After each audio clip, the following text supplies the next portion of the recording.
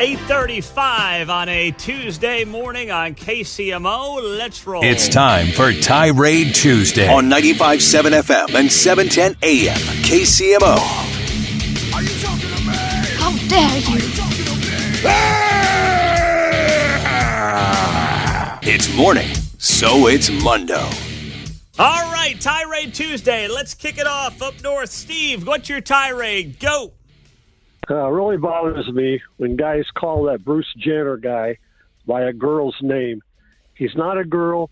He'll never be a girl. I don't care how many dresses he wears.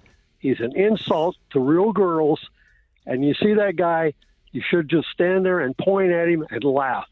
All right, thank you. That's what he deserves. All right, thank you very much, Steve. You know, my thing is this. You know how I feel on that issue, especially when it comes to the kids, right? Do not come anywhere near the kids. But, like, I was thinking about it earlier. You know, Vin Diesel's real name is Mark Sinclair. If I bump into Vin Diesel, hey, Mark! Hey, Marky Mark! You know, it's like, I won't dive into and necessarily accept the narrative of the gender change, but I will, out of respect for somebody, call them by a different name. But the kid's obviously way off limits, not even close to being up for debate. And even on the adult side, okay, I mean, like, if you just want to be called a different name, sure, I we can get there.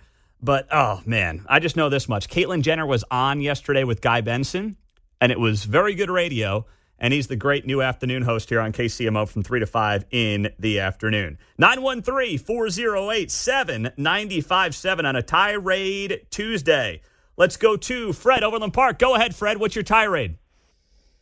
Yeah, my tirade's against the mainstream media and their fake news, where their crocodile tears were pouring when they thought that there was kids in cages, when they thought it was Trump.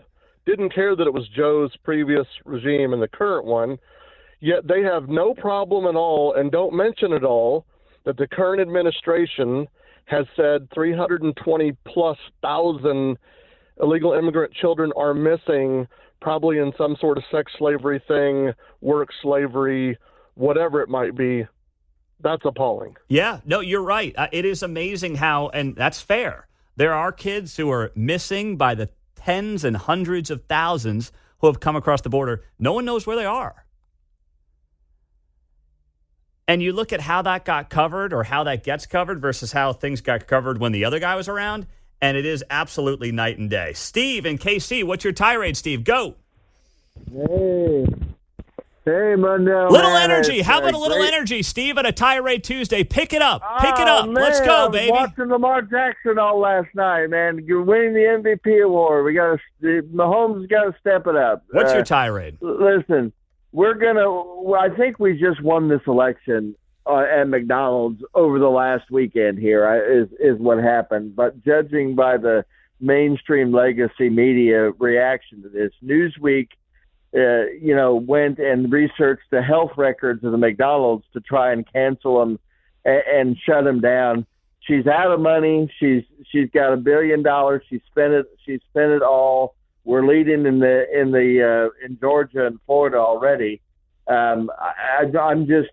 This is nightmare fuel for Democrats when a Brazilian woman went to the drive-thru and she goes, "I just want one request. Don't turn us into the favelas of Brazil." Yeah. I mean, that's game, set, match, right there. I saw that on Fox Business, and I said this election is done. You can't. The message has gotten through all the way. The media knows it. It's over. Just keep on hustling, but this thing is done. But thank you, Steve. Appreciate it. Let's go to Rachel, Kansas City. Go ahead, Rachel. You're on KCMO. What's your tirade? Okay, I love 95.7, but all you guys do is talk about with your commercials is erectile dysfunction or low testosterone. Let's get some menopausal women's commercials in here. All right, Rachel, that's very good. Thank you very much for that. I will advise the sales staff. All right, thank you. Okay, all right. Well, listen, the station leans male. We have plenty of great female listeners. We see the numbers. But there are advertisers who look at the audience as leaning towards the male side and say, hey, maybe we can hit that demographic.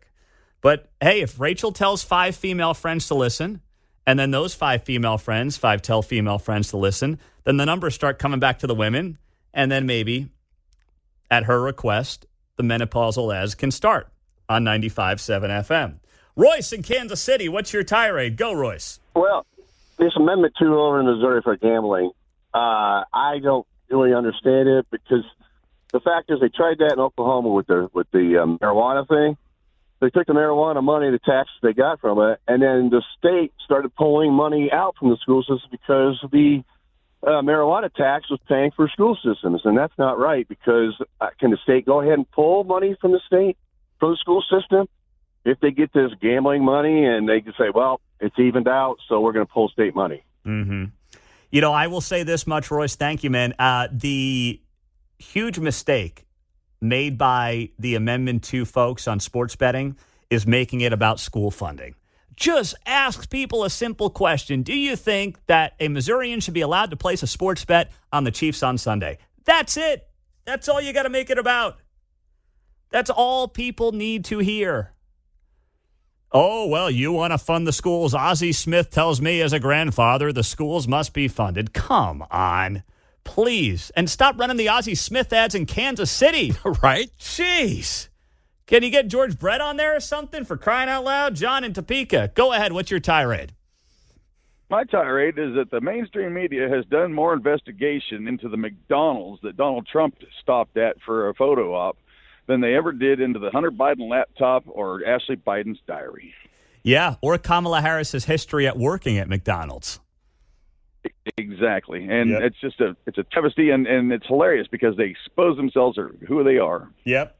No, they have noted that this McDonald's that Trump stopped at on Sunday had health violations in its past. Oh, my goodness. Whoa. Okay. Talk about a bombshell. They spent more time on that than figuring out whether or not Kamala ever worked at a McDonald's. Go figure. Okay, Barbara in Overland Park. Go ahead, Barb. My tirade is against the mainstream media, and as a gentleman before said, they did not expose the Hunter Biden laptop before the 2020 election, and they should have. It also is a tirade against those 51 supposed, people who are in the safety of our country to write against Trump. Also, the other thing is our media has not exposed the Communist Party's goal to destroy the United States, which I want people to go and read, and don't use Google, but read it, please. Thanks, Barb. Appreciate you. All right, Tony in Parkville. Go ahead, Tony. What's your tirade? My tirade today is against the use of children like in Platte County to get these proposals put in place for tax amendments. To use the children as adults, we just keep selling this stuff on kids. You guys have been hitting on it all morning. We got to quit using the children as an excuse to create things that don't help them at all and actually give a false idea that the children are being helped. That's my tirade. Well said there, Tony. Thank you very much, my man. 913-408-7957. Kevin Lee Summit, go. My tirade is twofold. One, if you love this country and you care about its values, its sovereignty, it's a no-brainer you have to go Republican. Straight ticket.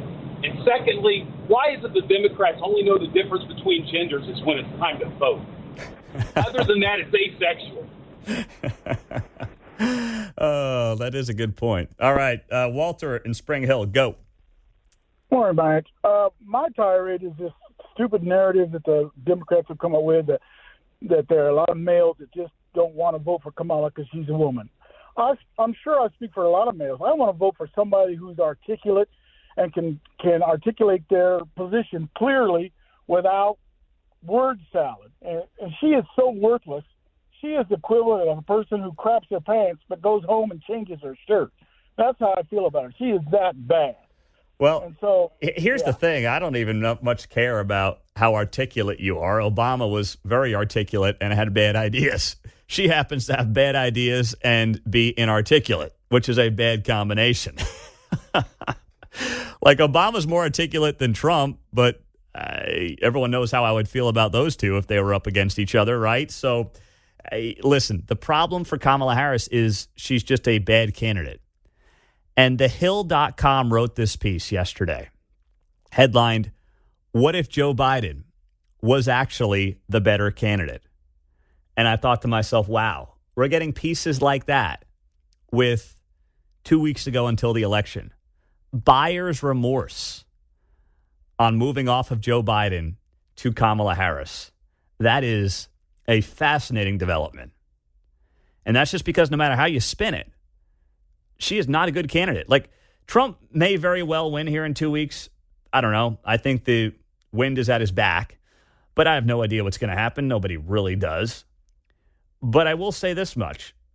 Trump, who is not the strongest candidate of all time, will have beaten two of the weakest candidates in American history, Hillary Clinton and Kamala Harris. And he should never apologize for that. But it is interesting to note how bad some of these candidates have been. There's Tirade Tuesday in the books. It's 8:47 on KCMO Talk Radio.